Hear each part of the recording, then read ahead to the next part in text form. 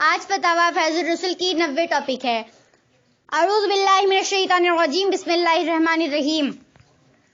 یہاں پر حضرت سید شاہ ابو بکر فضل اللہ قادری شتاری یمنی عرف یاسین ولی رحمۃ اللہ تعالی علیہ کی درگاہ کے اطراف قبرستان ہے۔ وہاں صرف حضرت کی اولاد ہی دفن ہوتی آئی ہے۔ ان مشائخین نے اپنے چند معتقد مریدوں کو دفن کرنے کی اجازت دے کر دفن کر دیے ہیں۔ اب ان مریدوں کی اولاد کہتے ہیں کہ اس قبرستان میں ہم کو بھی حق ہے، ہمارے باپ دادا یہیں دفن ہوئے ہیں، کہہ کر جبرن دفن ہونا چاہتے ہیں۔ اسلامی روح سے یہ امر صحیح ہے؟ جبرن کسی کے خاص قبرستان میں دفن ہونا درست ہے یا نہیں؟ جواب: اللہم ہدایت الحق والصواب۔ قبرستان کی زمین اگر عام مسلمانوں کے دفن کے لیے وقف ہے تو امیر و غریب سب مسلمان اس میں دفن ہو سکتے ہیں، کوئی کسی کو منع نہیں کر سکتا۔ اور اگر قبرستان کی زمین کسی کی ملک ہے تو مالک کی اجازت کے بغیر جبرن اس میں دفن کرنا حرام ہے۔ ھذا فی الکتب الفقہیہ وہو تعالی عالم بالصواب۔ زید کے پیر طریقت علیہ رحمت کا وصال پیوستہ 14 جمادی الاخر 96 ہجری کو هو الحد مبارک لکڑیوں ہی سے بند کر کے قبر خام بنا دی گئی۔ موصوف علیہ رحمت حضور سید العلماء رحمۃ اللہ تعالی علیہ کے خلیفہ تھے، جو مسلک اعلیٰ حضرت کے مکمل طریقے سے پابند تھے۔ ان باتوں کو مد نظر رکھتے ہوئے مرشد برحق کی قبر پختہ کرانے کے لیے آیا مٹی ہٹائی جا سکتی ہے یا نہیں، اور الحد کی لکڑیاں ہٹا کر سنگ مرمر وغیرہ سے دوبارہ از سر نو تعمیر کی جا سکتی ہے یا صرف مٹی ہٹائی جا سکتی ہے؟ جواب: لحد کی مٹی ہٹائی جا سکتی ہے، مگر وہ مٹی کی لکڑیوں کی درازوں میں ہو، اس کا ہٹانا منع ہے کہ ستر رب العالمین کے خلاف ہے، اور لحد کی لکڑیاں نہیں ہٹائی جا سکتی کہ بلا ضرورت شرع قبر کھولنا جائز نہیں۔ اعلیٰ حضرت امام احمد رضا بریلوی علیہ رحمت الرضوان تحریر فرماتے ہیں کہ لحد از دفن کشودن حلال نیست۔ فتاوی رضویہ جلد 4 116 صفحہ۔ وہو تعالی عالم۔ نمبر 1، مردے کو دفنانے کے بعد کس کتاب سے اذان دینے کا ثبوت ہے، اور وہ کتاب مستند ہے یا نہیں، اور کیا زمانہ رسالت میں اذان دی جاتی تھی؟ معتبر کتابوں کے حوالے سے جواب دیں۔ نمبر 2، بزرگوں کا عرس کرنا، چادر پھول ڈالنا شرعاً جائز ہے یا نہیں؟ مدرسہ مظاہر علوم سہارنپور کے مفتی صاحب نے خلاف شرع اور ناجائز بتایا ہے، کیا یہ صحیح ہے؟ اور رسول اللہ صلی اللہ علیہ وسلم کا عرس ہوتا ہے یا نہیں؟ چادر پھول ڈالے جاتے ہیں کہ نہیں؟ تحریر کریں۔ نمبر 3، پالن حقانی گجراتی کے بارے میں علماء اہل سنت کا کیا فتویٰ ہے؟ جواب: بعون الملک الوہاب۔ نمبر 1، مردے کو قبر میں رکھنے کے بعد اذان کے جو از کا ثبوت مستند کتابوں سے ہے۔ بخاری و مسلم کی حدیث ہے کہ سرکار اقدس صلی اللہ علیہ وسلم نے فرمایا، اذا نویت للصلاۃ ادبر الشیطان وله الزرائر، یعنی جب اذان دی جاتی ہے تو شیطان پیٹ پھیر کر گوز کرتا ہوا بھاگتا ہے۔ اور مسلم شریف میں حضرت جابر رضی اللہ تعالیٰ سے روایت ہے کہ سرور عالم صلی اللہ علیہ وسلم نے فرمایا، ان الشیطان اذا سمع النداء بالصلاۃ ذهب حتى يكون مكان الروح، یعنی شیطان جب اذان سنتا ہے تو بھاگ کر مقام روحہ تک چلا جاتا ہے۔ اور روحہ مدینہ طیبہ سے 26 میل یعنی تقریباً 57 کلومیٹر کے فاصلے پر ہے۔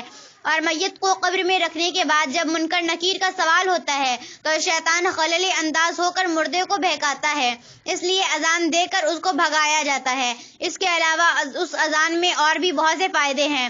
تفصیل کے لیے اعلیٰ حضرت امام احمد رضا بریلوی علیہ رحمت الرضوان کا رسالہ مبارکہ اذان الاجر فی اذان القبر کا مطالعہ کرے۔ بعض قبروں پر دفن کے بعد حضور صلی اللہ علیہ وسلم کا تکبیر کہنا ثابت ہے، اور زمانہ رسالت میں اس طرح کی اذان ثابت نہیں۔ بات کی ایجاد ہے اور جائز ہے، جیسا کہ ایمان مجمل، ایمان مفصل، پانچوں کلمے، ان کے نام، ان کی ترتیب، قرآن شریف کا 30 پارہ بنانا، ان میں رکوع قائم کرنا، اس پر زبر زیر وغیرہ لگانا، حدیث کو کتابی شکل میں جمع کرنا، اصول حدیث، حصول فقہ، علم کلام، اور نماز میں زبان سے نیت کرنا، یہ سب زمانہ رسالت کے بعد کی ایجاد ہے اور جائز ہے۔ وہو تعالی عالم۔ نمبر 2، بزرگوں کا عرس کرنا اور چادر پھول ڈالنا جائز ہے۔ تفصیل کے لیے جاء الحق حصہ اول دیکھیں۔ دیوبندیوں وہابیوں نے ہمیشہ ان کے ناجائز ہونے کا فتویٰ دیا ہے، ان کے مذہب میں ناجائز ہے، مگر ہمارے مذہب میں جائز ہے، جیسا کہ علماء اہل سنت اکثر ہم اللہ تعالیٰ کی کتابوں سے ظاہر ہے۔ رسول اللہ صلی اللہ علیہ وسلم کے وصال اور ولادت کی تاریخ ایک ہے، یعنی 12 ربیع الاول، اور اس تاریخ میں پوری دنیا کے اہل سنت و جماعت جلوس نکالتے ہیں اور جلسے منعقد کرتے ہیں اور چادر پھول حضور کی مزار پر ڈالنے کے لیے کسی کی وہاں تک رسائی نہیں ہوتی۔ وہو تعالی عالم۔ نمبر 3، پالن گجراتی علماء اہل سنت کے نزدیک گمراہ و بد مذہب ہے، اور جس کے نزدیک اس کا وہابیوں کے کفریات قطعیہ پر مطالعہ ہونا ثابت ہے، اس کے نزدیک وہ کافر و مرتد ہے۔ وہو تعالی عالم۔ حضور صلی اللہ علیہ وسلم کے علاوہ اولیاء اللہ پر بھی سلام پڑھ سکتے ہیں یا نہیں؟ جواب: اللہم عدت الحق و صواب۔ کسی ولی اللہ کے مزار پر حاضر ہو کر اس طرح سلام پڑھنا جائز ہے کہ السلام علیکہ یا ولی اللہ، السلام علیکہ یا اہل اللہ، السلام علیکہ یا اولیاء اللہ، السلام علیکہ یا اہل القبور۔ اس طرح سلام پڑھنے میں شرعاً کوئی بات نہیں بلکہ جائز و مستحسن ہے۔ وہو عالم بالصواب۔ کیا عورتیں بھی تنہا اپنے عزیزوں کی قبروں پر یا اولیاء اللہ کے مزار پر اقدس پر جا سکتی ہیں؟